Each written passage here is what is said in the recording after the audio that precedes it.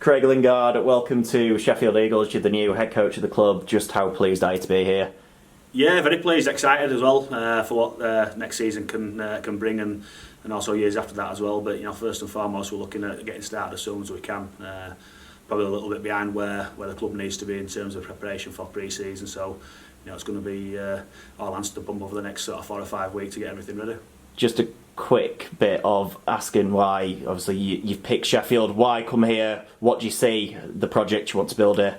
Yeah, I think where I've been over the last 18 months, I've maybe limited my choices of club that I'm happy at going to now. Not being disrespectful, but I want to be at a club that's ambitious. I want to be at a club that sees themselves going forward, potentially working towards Super League over the longer term period. And I think Sheffield have got that.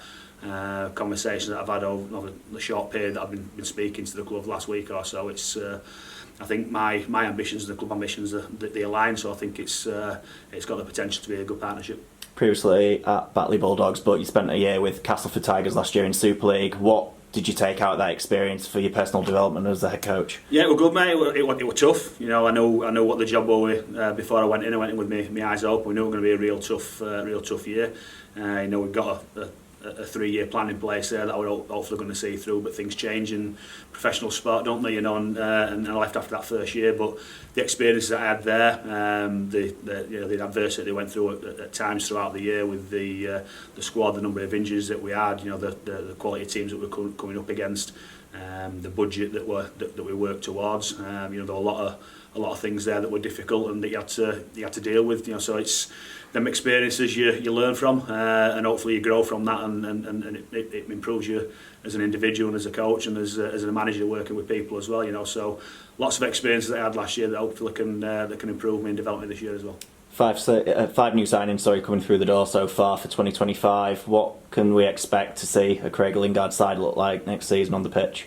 It's difficult to say that until I know I've got what I'm working with. But I want all my sides to be honest and hardworking and represent the club. And that's I think ultimately with the short time that we're going to have in pre-season, it's got to be based around hard work and effort. That's first and foremost. If you've got the hard work and you've got the effort, then the other little bits can be added onto that as well. So that's the first sort of 2 or 3 weeks of pre-season. It'll be looking at hard work and them effort-based areas.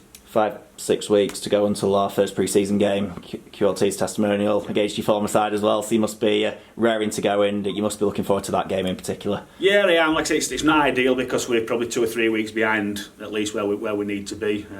So it's I think the start of the season. It might take us a little bit of time to get into some sort of form and working together and getting the combinations working together, but there's not been a massive turnover of players, so hopefully them connections are still there from previous years that they've played together, so that familiarity should help us.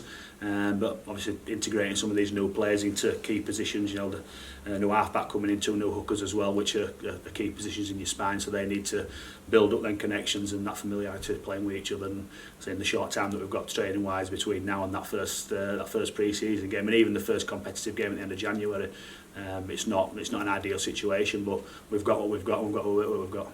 And coming into a new environment, what's your message to the fans ahead of what's hopefully going to be an exciting year on the field? Yeah, hopefully they get behind us. I want the club to represent the fans.